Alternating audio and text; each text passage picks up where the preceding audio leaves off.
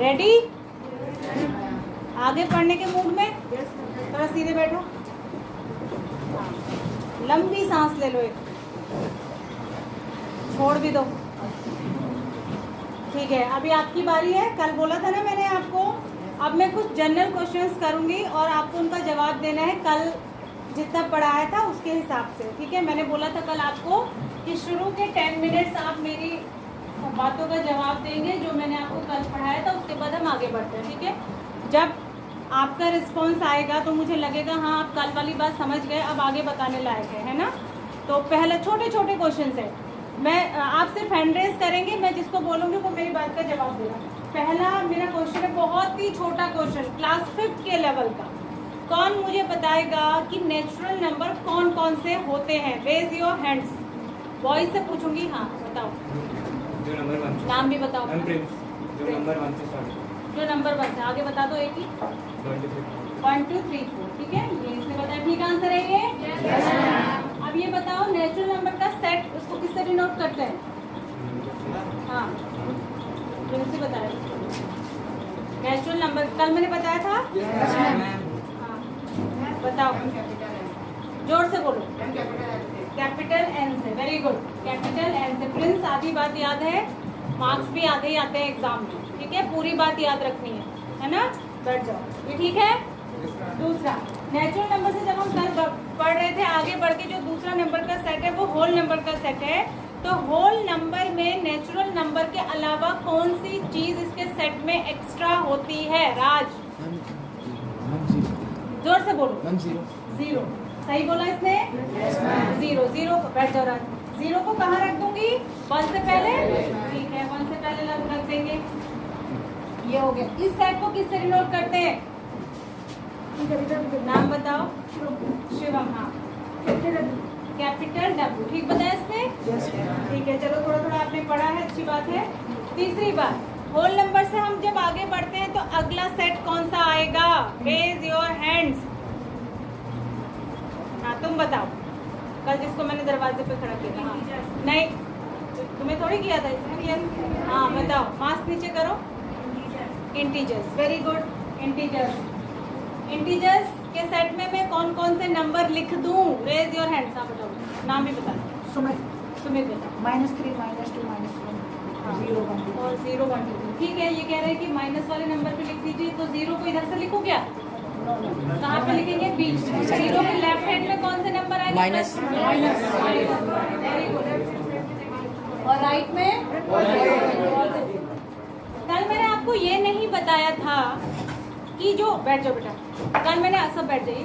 कल मैंने आपको ये नहीं बताया था कि इंटीजर के सेट को किससे डिनोट करते हैं, लेकिन ये प्रीवियस क्लास में बताया गया होगा क्योंकि इंटीजर्स कौन सी क्लास में? 7th में, है ना। तो बताइए जरा। आई से। और है? Very good. नाम बताओ अपना। खड़े होके। नाम कैसे बताते हैं? कौन सी क्लास में आ गए हो? 10th में। बैठे बैठे नहीं बताते बेटा, नाम खड़े होके बताते हैं। ठीक है, कोई भी पूछे। बैठ जाइए। मोहित सिंह मेहता। किससे? जेड से। न्यू एडमिशन हो क्या तुम? जेड से या फिर आई से? इंटीजर्स को जेड से दिखाते हैं या फिर आई से। ठीक है, तो ये था इंटीजर्स। अब इंटीजर्स से थोड़ा सा और आगे बढ़ेंगे। इंटीजर्स से आगे अब आप मुझे बताएंगे कौन से नंबर्स आएंगे। Raise your hands only. हाँ बताओ बेटा, नाम भी बता। कृष्णा सिंह रावत हो तुम? रेशनल और इरेशनल, एक बताओ पहले कौन सा पढ़ा था? रेशनल। कौन से नंबर थे? Rational number. रेशनल नंबर्स में क्या क्या लिख दूं? कौन कौन से आ जाएंगे? ये आएंगे क्या? नहीं आएंगे? आएंगे। सारे इंटीजर्स रेशनल होते हैं। ठीक है, सभी आ जाएंगे इसमें, प्लस वाले माइनस वाले। 0 रेशनल होता है कि नहीं? होता है। 0 रेशनल होता है, तो इसमें सब आ जाएंगे। रेशनल नंबर के सेट को किससे दिखाते हैं? कैपिटल क्यू से। कैपिटल क्यू से। ठीक है, एक आध जगह कहीं और से भी दिखाया रहता है, कैपिटल क्यू से। बैठ जाइए। उसके बाद कौन से नंबर आएंगे जो आपने पिछले साल पढ़े थे? हाँ बताओ। नहीं, पी अपॉन क्यू की फॉर्म में तो रेशनल ही होंगे। रेशनल के बाद कौन सा आता है जो आपने पढ़े? प्रीवियस क्लास में कौन सा पढ़े थे? रेशनल पढ़े थे? इरेशनल पढ़े थे। कौन से पढ़े थे? इरेशनल। इरेशनल नंबर कौन से होते हैं? एक तो एग्जांपल बता दीजिए कोई बच्चा। √3। Very good. चलो √3, √2, ठीक है, √5। अच्छा, कोई ऐसा सिंबल आपने पढ़ा है जिसका आप मैथमेटिक्स में यूज करते हो और वो जो है इरेशनल होता है? खड़े हो। पाई। वेरी गुड, क्लैप फॉर पाई। क्या होता है? इरेशनल होता है। अब आप कहेंगे कि मैम पाई को तो 22/7 लिखते हैं और ये रेशनल जैसा दिखाई देता है, ठीक है, पर ये रेशनल जैसा दिखाई देता है क्योंकि P/Q की फॉर्म में दिख रहा है, पर इसका जो डेसिमल एक्सटेंशन होता है वो क्या होता है? वो सिर्फ 3.14 नहीं होता है, हम इतना ही लिखते हैं, पर ये बहुत बड़ा होता है और ये क्या होता है? नॉन टर्मिनेटिंग, नॉन रिपीटिंग होता है। इसलिए पाई क्या है? एक इरेशनल सिंबल है, एक सिंबल है जिसकी वैल्यू क्या होती है? इरेशनल होती है। और अपनी सुविधा के लिए हम सिर्फ इसको 3.14 रखते हैं कहीं कहीं पर, और कहीं तो जहां हमें सुटेबल होता है वहां पे हम क्या रखते हैं? 22/7 ही रखते हैं, ठीक है। अब इस क्लास में हम क्या पढ़ रहे हैं? Real number. रियल नंबर किसका और किसका कॉम्बिनेशन होता है? कौन कौन आते हैं रियल नंबर के अंदर? गर्ल्स में से बताएंगे। खड़ी हो जाओ बेटा। हाँ बताओ, ये क्या नाम है इसका? हाँ, रेशनल और इरेशनल। रेशनल प्लस इरेशनल, ठीक है। इतना कल तक का क्लियर हो गया सबको? आप किसी को कोई डाउट है? नहीं। अभी बैठ जाइए। अभी मैंने आगे भी इसमें कुछ बताया था। कल हमने शुरू किया था थोड़ा सा अपना चैप्टर और मैंने आपको बताया था यूक्लिड्स डिवीजन लेमा और यूक्लिड्स डिवीजन एल्गोरिथम, ठीक है। मुझे बताइए कि लेमा और एल्गोरिथम में क्या डिफरेंस होता है? जो बताएगा उसको मैं समझूंगी, उसने कल ध्यान से पढ़ा। बहुत कम हाथ खड़े हो रहे हैं। देखो पिछला तो तुम्हें आ गया, लेकिन जो नया इस क्लास में पढ़ना है उसमें भी ध्यान लगाना है। हाँ, गर्ल्स में से बताएंगे। हाँ, खड़े हो जाओ बेटा। ब्लैक मास्क जिसने लगाया, नाम भी बताना। आरती। हाँ, आरती बताओ। लेमा में हमें एक प्रूवन मेथड दिया होता है, जिसको हमें प्रूव करना होता है, मतलब वो लगा के जिसमें हमें क्वेश्चन दिया होता है, और एल्गोरिथम में हम प्रॉब्लम सॉल्व करते हैं स्टेप बाय स्टेप। थोड़ा सा मतलब बहुत नजदीक हो तुम, लेकिन थोड़ा सा और इसको एक्सप्लेन करो। हाँ, लेमा में प्रूवन स्टेटमेंट दिया होता है, मतलब प्रूवन स्टेटमेंट होता है और एल्गोरिथम में स्टेप बाय स्टेप प्रोसेस होती है। हाँ, वेरी गुड, ठीक है। दोनों ने ठीक बताया वैसे, लेकिन थोड़ा सा तुम्हें थोड़ा सा और नजदीक आना है, ठीक है। बैठ जाओ। आप लोग सहमत है इसकी बात से?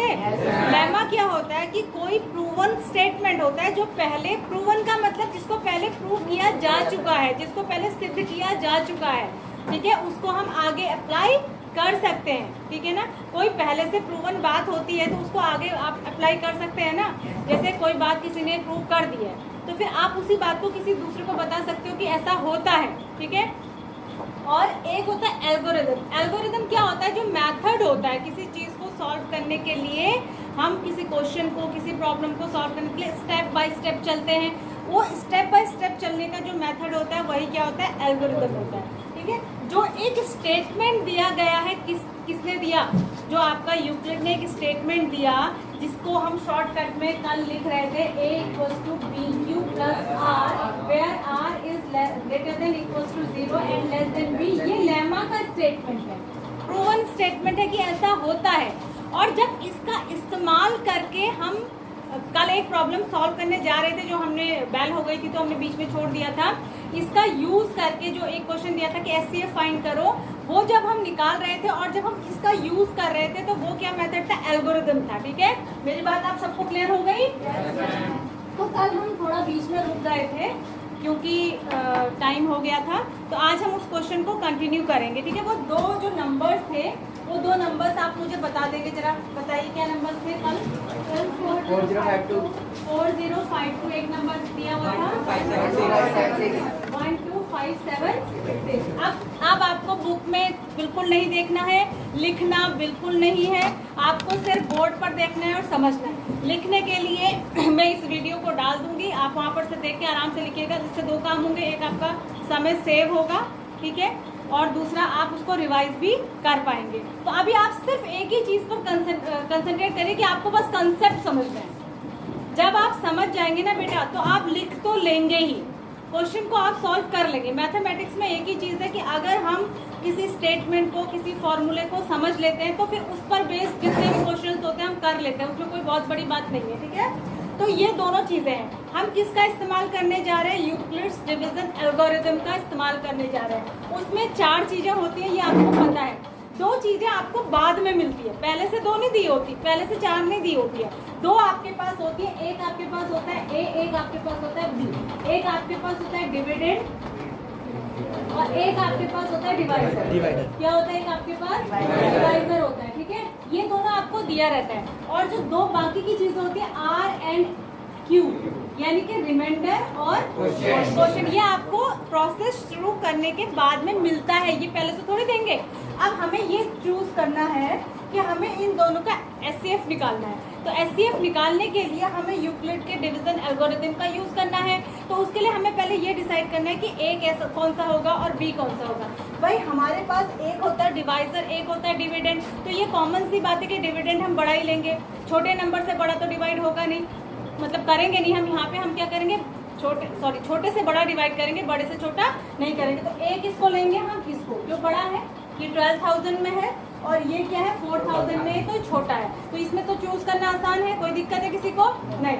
इसको क्या बनाएंगे? ए, इसको क्या बनाएंगे? बी। ये बी है हमारा। अब हमें करना क्या है? हमें ये करना है कि इससे इसको डिवाइड करना है और ये पूरा डिवाइड नहीं होगा, ठीक है। जनरली ऐसा क्वेश्चन दिया होगा कि पूरा डिवाइड नहीं होगा, कुछ रिमाइंडर बचेगा। तो सबसे पहली बार एक बार अगर आपसे नहीं होता, अगर बहुत बड़ा नंबर है तो एक बार तो आप रफ में डिवाइड करके देख लेंगे कि पहली बार कितनी बार इसमें डिवीजन जा रहा है, ठीक है। तो पहली बार तो आप रफ कॉपी पर करके देखेंगे। तो 4,000, इसको देखो प्रोसेस को समझेंगे सारे बच्चे। अगला क्वेश्चन आप यहाँ पे बोर्ड पे आके करेंगे, ठीक है। इसको इधर लिखते हैं, इसको इधर लिखते हैं, ए को इधर, हमेशा ए इक्वल टू होता है ना, ए इक्वल टू तो लिखते हैं, A equal to B Q plus R, तो ए तो इस साइड आएगा लेफ्ट हैंड साइड। तो ये हो गया 12,576।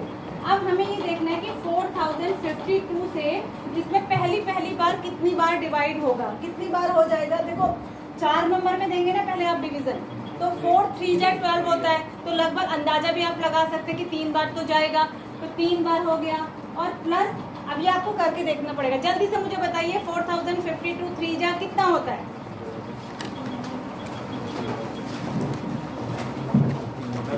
12,156 माइनस करेंगे तो कितना बचेगा? 420 बचेगा आई थिंक।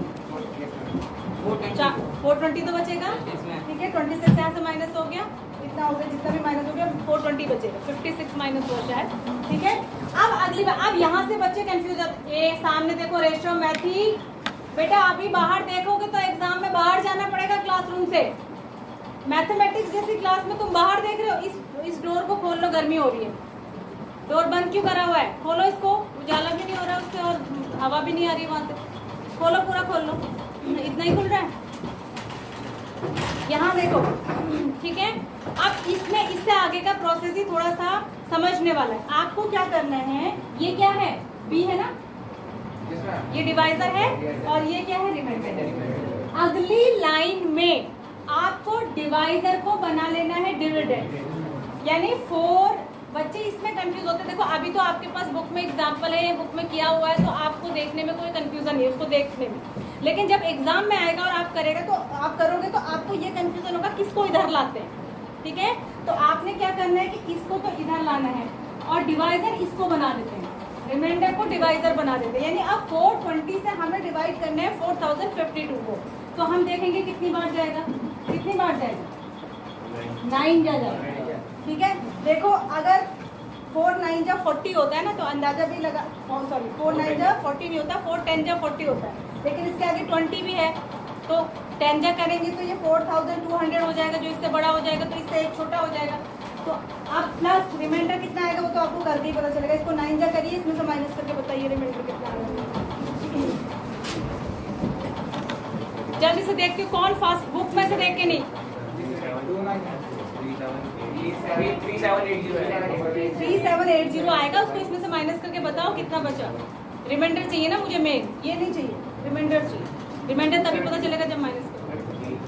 सही बताना, गलत नहीं। 272, ठीक है। आप सब यहाँ देखिए, बस पेन को नीचे रखिए। अब हम किसको बनाएंगे डिविडेंड? इसको, 420 को। ठीक है। 420 हो गया डिविडेंड, और डिवाइजर की जगह क्या आ जाएगा? 272। अब ये तो आपको दिख ही रहा है कि एक ही बार जाएगा, क्योंकि 2 जा तो ज़्यादा ही हो जाएगा। एक बार जाएगा तो 272 ही आएगा। 272 को इसमें से माइनस करके रिमाइंडर क्या बचा, जरा बताइए। 48। पक्का? नो 148 पक्का? इसमें 148 होगा। 148 हो गया। चलिए अब इसको इधर ले आएंगे आप, फिर आप डिवाइजर इसको बनाएंगे तो 148 बन जा ही जाएगा। कितना रिमाइंडर बचा इसमें से? 148 माइनस करके बता दो।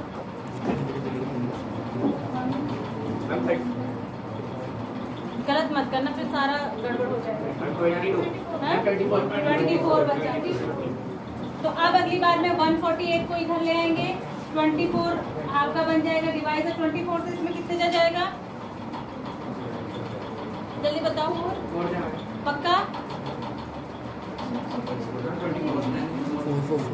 4 जा 6 जा, देखो करके देखो।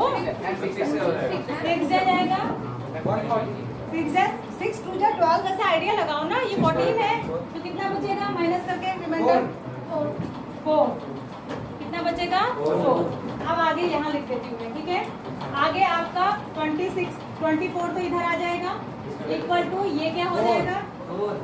4 6 जा 24, रिमाइंडर 0।